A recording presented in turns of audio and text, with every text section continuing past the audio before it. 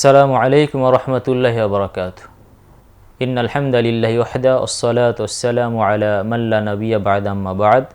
সম্মানিত দর্শক মণ্ডলী, আপনাদের শুভেচ্ছা জানাচ্ছি পেনভিশন টিভির আয়োজন দারসুল হাদিস অনুষ্ঠানে। আসুন আমরা প্রথমে একটি হাদিস শুনি। হাদিসটি বর্ণনা করেছেন বুরবা বিন লাইস আল আসাদি রাদিয়াল্লাহু তাআলা আনহু। তিনি বলছেন যে আমি রাসূল সাল্লাল্লাহু আলাইহি ওয়াসাল্লামের কাছে ছিলাম। সেই সময় রাসূল সাল্লাল্লাহু আলাইহি ওয়াসাল্লাম বললেন যে আহলুল মা'রুফ ফিদ দুনিয়া হুম আহলুল মা'রুফ ফিল আখিরাহ ওয়া আহলুল মুনকার ফিদ দুনিয়া হুম আহলুল মুনকার ফিল আখিরাহ।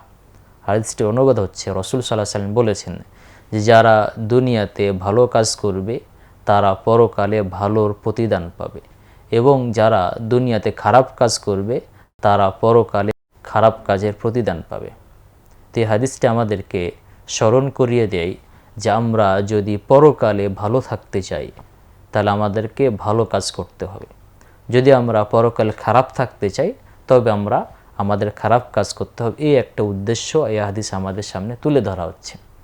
এবং এই হাদিস প্রমাণ করে, যেটা আমাদের কাছে একটা প্রবাদ বাক্য আছে, যেমন কর্ম তেমন ফল। অর্থাৎ আমি যদি ভালো কর্ম করি তবে পরকালে আমার জন্য ভালো কর্ম রয়েছে এবং ভালো ফল রয়েছে, আর আমি যদি খারাপ কাজ করি তবে আমার জন্য পরকালে খারাপ প্রতিদান রয়েছে।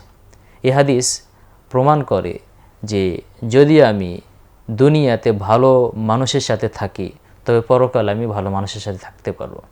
যদি আমি দুনিয়ায় খারাপ লোকদের সাথে থাকি তবে পরকাল আমাকে খারাপ লোকদের সাথেই থাকতে হবে। এছাড়া এবং অন্যান্য হাদিসের আলোকে এটাও বোঝা যায় যে রাসূল সাল্লাল্লাহু আলাইহি ওয়াসাল্লাম বলেছেন যে দুনিয়াতে কেউ যদি কোনো ব্যক্তির পাপ গোপন করে তবে পরকালেও তার পাপ গোপন করা হবে।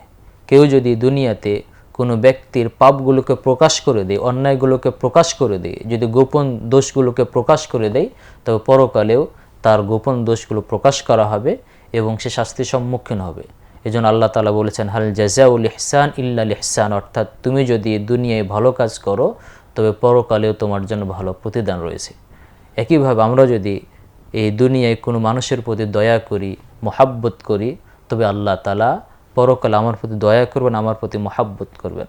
আমি যদি দুনিয়ায় কোনো মানুষের প্রতি অত্যাচার করি, জুলুম করি, তবে পরকালে আমার ওপরে সেটা জুলুম হিসাবে ফিরিয়ে দেওয়া হবে এবং আমাকে পরকালে শাস্তি ভোগ করতে হবে।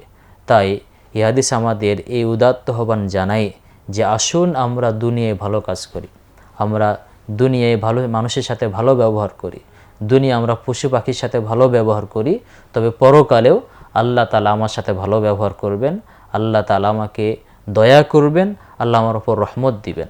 আর যদি আমি দুনিয়ায় মানুষের সাথে খারাপ ব্যবহার করি, খারাপ আচরণ করি, তবে পরকালেও আল্লাহর পক্ষ থেকে আমি খারাপ প্রতিদান পাব।